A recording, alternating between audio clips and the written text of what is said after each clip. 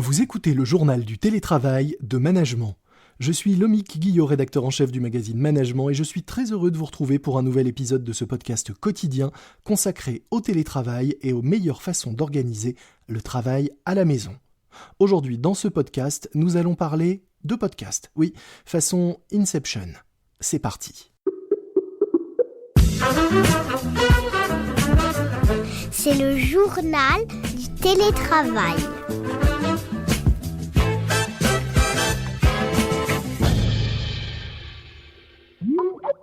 J'ai le plaisir de recevoir dans le journal du télétravail de Management Anne-Marie Decouvreur, fondatrice et présidente du groupe Media Meeting. Bonjour Anne-Marie. Bonjour Lomique, bonjour à tous. Alors avec Media Meeting, vous êtes à la tête d'un très grand nombre de radios, sauf que contrairement à d'autres groupes de médias, on vous connaît moins car vous vous effacez en réalité derrière les marques de vos clients. En effet, vous réalisez des radios d'entreprise et des podcasts pour de grandes sociétés et de grandes marques. On peut citer par exemple Intermarché, Carglass, Burger King, EDF, Total ou encore Sanef, dont vous opérez par exemple la radio qu'on écoute lorsqu'on est sur leurs autoroutes. Vous dites que le média audio est particulièrement bien adapté au confinement. Je ne vais pas évidemment vous dire le contraire puisque ce podcast est lui-même né à l'occasion du confinement. Mais quand on va sur votre site, on peut lire que la radio et les podcasts sont particulièrement adaptés à la communication interne en télétravail. Pourquoi cela ? Alors en fait, vous savez Lomique, on est dans un contexte global que peut-être on pourrait reposer ensemble. Le contexte global, c'est vraiment un contexte d'oralisation de la société. Les GAFAM ont décidé que le web allait se piloter à la voix parce que c'est plus simple, parce que c'est plus rapide, parce que c'est plus efficient. Puisque quand on est en train d'écrire sur un papier, vous et moi, on écrit à peu près 37 mots par minute. Quand on saisit sur un clavier, on est à peu près à 80 mots par minute et quand on verbalise, on est à peu près à 200 mots par minute. Et donc, la vocalisation du web, la verbalisation du web, ça va permettre de multiplier à peu près par 2 le rythme des échanges simultanés sur le web. Et ça a 2 traductions vraiment très très nettes. D'une part, le voice commerce. On a déjà commencé, mais on va de plus en plus faire nos achats à l'oral sur le web. Donc ça, c'est typiquement quand on demande à son assistant vocal de passer une commande sur Amazon ou sur un site de e-commerce. Donc le voice commerce, ça va vraiment se développer énormément dans les années qui viennent. Et puis par ailleurs, bien entendu, le voice management va se développer de plus en plus parce qu'on ne pourra pas manager durablement par écrit des générations qui feront leurs achats à la voix, leurs démarches administratives à la voix, etc. Et la communication interne, bien entendu, s'adapte aussi. Et donc on a des plans de communication interne qui intègrent de plus en plus cette dimension de podcast et de web radio. Alors ça, c'est le cadre général et on le voit, cette tendance de fond vers l'oral et l'audio. Mais pourquoi en cette période de confinement et de télétravail généralisé, c'est encore plus intéressant pour les entreprises de conserver un lien avec leurs salariés sous cette forme d'audio? Alors c'est très intéressant parce que le lien qui perdure entre les salariés et l'entreprise dans ces périodes, c'est un lien digital bien sûr essentiellement. Et ce lien digital, il est tout à fait intéressant de le compléter par une dimension humaine qui va augmenter le lien social, qui va augmenter la proximité entre le collaborateur et son entreprise, qu'il soit en télétravail ou même qu'il soit en chômage partiel, parce que on a aussi des cas où des collaborateurs en chômage partiel continuent à avoir un lien vocal avec leur entreprise. Et alors en quoi est-ce que ce lien est plus chaleureux via l'audio ? La voix traduit le souffle, traduit la présence, traduit l'intonation de chacun, son émotion véritablement, et en plus du fait de partager des informations comme nous sommes en train de le faire et de dialoguer, eh bien véritablement, la voix est une source d'humanité tout à fait intéressante et elle vient compléter très astucieusement le digital. Alors, elle a aussi des caractéristiques de liberté qui sont, je crois, très adaptées aux générations actuelles et au télétravail. La voix accompagne l'activité. J'écoute un podcast en cuisinant dans ma maison, en faisant du vélo, en allant faire un footing le soir, en conduisant ma voiture, en faisant ce que je veux. Et ça, c'est vraiment très intéressant, c'est que je peux partager de l'information, partager du savoir, partager de l'humanité, en même temps que je fais autre chose. Donc, je n'empiète pas sur mes espaces de liberté. La voix, c'est un média qui est très respectueux en fait de la liberté de l'autre. C'est sa caractéristique de média passif qui accompagne l'activité. Et pour revenir aux patrons, par exemple, qui utilisent ce média pour s'adresser aujourd'hui à leurs collaborateurs, on peut dire, donc on l'a compris, qu'en période de crise, contrairement à un email qui peut être froid, impersonnel, qui peut même parfois prêter interprétation, la voix a quelque chose de plus direct et de plus chaleureux. Et c'est aussi plus facile à mettre en œuvre pour des entreprises parce qu'il n'y a pas la lourdeur d'un tournage vidéo, il n'y a pas la nécessité de se rendre dans un studio, il y a beaucoup plus de souplesse et d'agilité aujourd'hui dans ce média. Effectivement, c'est beaucoup plus facile à réaliser que de la vidéo. En période de confinement, en période de crise, c'est très facile. C'est aussi, ne nous cachons pas, beaucoup plus économique. Donc, c'est un média qui vient se glisser très astucieusement, et votre podcast en est un très bon témoignage, entre l'écrit et ses caractéristiques de médias de la permanence, de médias de l'analyse, de la documentation, etc. Et puis la vidéo qui est davantage un média de mise en valeur d'objets ou d'éléments ou d'individus. Là, on est vraiment avec l'audio dans quelque chose qui est simple, efficace, des choses que l'on peut faire très facilement à distance, rapidement aussi. On a beaucoup de cas où on informe en quelques heures ou en quelques minutes des équipes. Et donc, je crois que dans le monde dans lequel on va désormais, je pense à un dirigeant de banque qui est un de nos grands clients qui a dit à ses collaborateurs, je crois que nous nous sommes beaucoup écrits.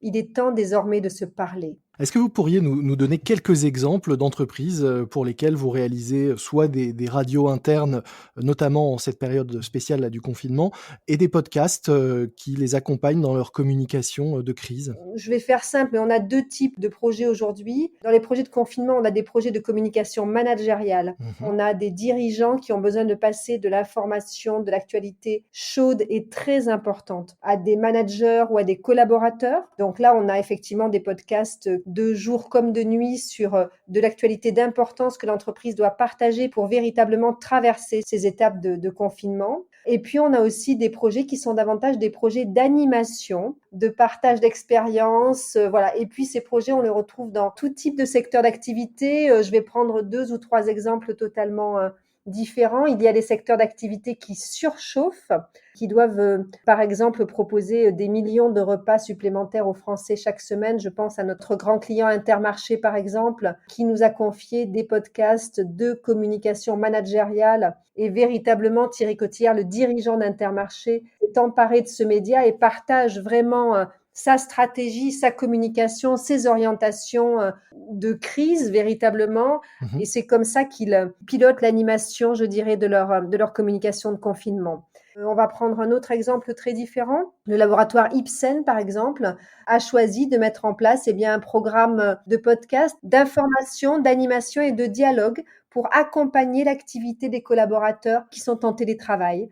On en a beaucoup d'autres exemples. J'ai choisi ces 2-là, mais il y en a vraiment beaucoup. Nous démarrons des programmes de cette nature en communication interne quasiment tous les jours en ce moment. Donc, on est vraiment sur un média qui a fait une entrée en force dans les mix médias de Cominterne et un média aussi qui fait la preuve de son efficacité puisque une audience de podcast de communication interne, c'est à peu près entre 3 et 5 fois supérieure à une audience de newsletter de Cominterne. On a l'habitude, pour beaucoup de managers, d'utiliser les écrans, les ordinateurs ou les smartphones, mais il y a beaucoup encore dans de nombreuses entreprises de salariés qui n'ont pas forcément au quotidien un ordinateur sous les yeux en permanence. Vous parliez par exemple de la grande distribution.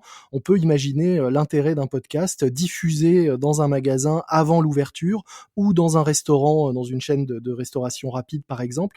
Le podcast et l'audio permet aussi d'aller toucher toute une population qui n'est pas derrière un ordinateur toute la journée. Effectivement, les podcasts de courte ou de longue durée permettent vraiment de venir toucher des collaborateurs qui sont en situation de travail et dont on accompagne l'activité dans les restaurants, dans les magasins le matin avant l'ouverture. Et puis, j'ai un autre exemple qui me vient à l'esprit que je trouve tout à fait intéressant, c'est l'exemple de Carglass, avec Carglass Radio, sa radio d'entreprise, qui est un immense succès depuis déjà 3-4 ans. Qui est très écouté dans les ateliers, par exemple. Très écouté. On a 98% des ateliers de Carglass en France qui ont choisi d'écouter Carglass Radio, qui est une web radio de passion sur l'automoto. C'est pas du tout la radio du patron, on est très très loin de ça.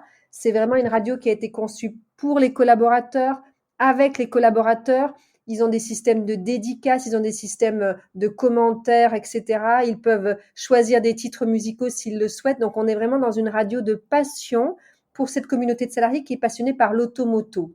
Et en fait, ces gens, lors du premier confinement, étaient en situation de chômage partiel chez eux, puisque leur entreprise avait malheureusement dû fermer. Et donc, durant cette période, les dirigeants de Carglass, Éric Girard, le directeur général de Carglass, a souhaité continuer à entretenir un lien de communication avec ses équipes qui étaient confinées. Et donc, il faisait chaque semaine une émission d'information et de dialogue avec ses équipes véritablement sur la situation qui était quand même une situation très difficile pour cette entreprise comme pour beaucoup d'autres. Mmh.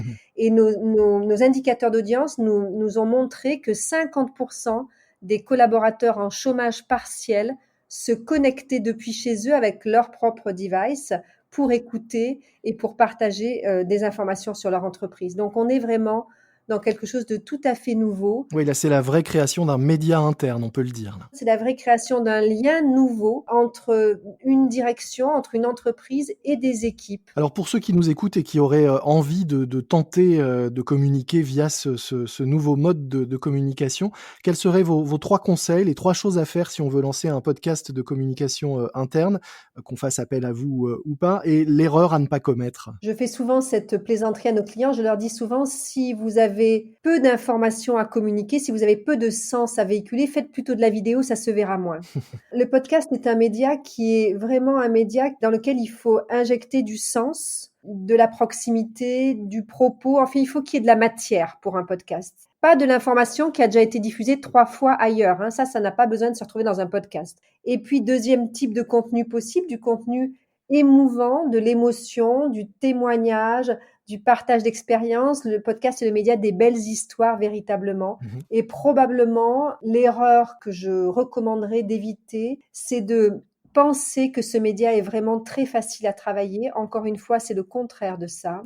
Et donc, de travailler du homemade pour des gens dont ce n'est pas le métier, qui ne sont pas animateurs radio ou journalistes radio. Parce que vous savez, ce qu'il faut bien comprendre, c'est que quand on publie un podcast, on est en concurrence directe en termes d'audience avec les podcasts qui existent sur le marché. Donc, méfions-nous du caractère d'apparente simplicité du podcast. C'est vraiment, à mon avis, un faux ami. Et travaillons véritablement à sortir des produits qui soient des produits de qualité. Merci beaucoup Anne-Marie de Couvreur. Je rappelle que vous êtes fondatrice et présidente du groupe Media Meeting, spécialiste pas que de la radio d'entreprise, mais de l'audio d'entreprise, on l'a bien compris. Nous mettrons dans les notes de cet épisode un lien vers le site du groupe pour ceux de nos auditeurs qui souhaiteraient en savoir plus sur vos nombreuses activités. Merci Lomi. C'est la fin de ce nouvel épisode du JT, le journal du télétravail de management. N'oubliez pas de vous abonner pour ne manquer aucun nouvel épisode, notamment sur la nouvelle application de podcast Audio Now, AUDIO NOW. C'est une application disponible gratuitement, aussi bien sur Android qu'iPhone, et qui vous permet de découvrir les meilleurs podcasts du moment, dont ce JT. C'est nouveau, nos épisodes sont désormais proposés en exclusivité sur Audio Now pendant 24 heures. Alors téléchargez vite cette nouvelle appli, vous serez ainsi les premiers à nous écouter. Moi je vous dis à très vite pour une nouvelle édition du JT de Management. D'ici là, soyez prudents, respectez les gestes barrières, portez-vous bien et bon télétravail à tous. C'est le journal du télétravail.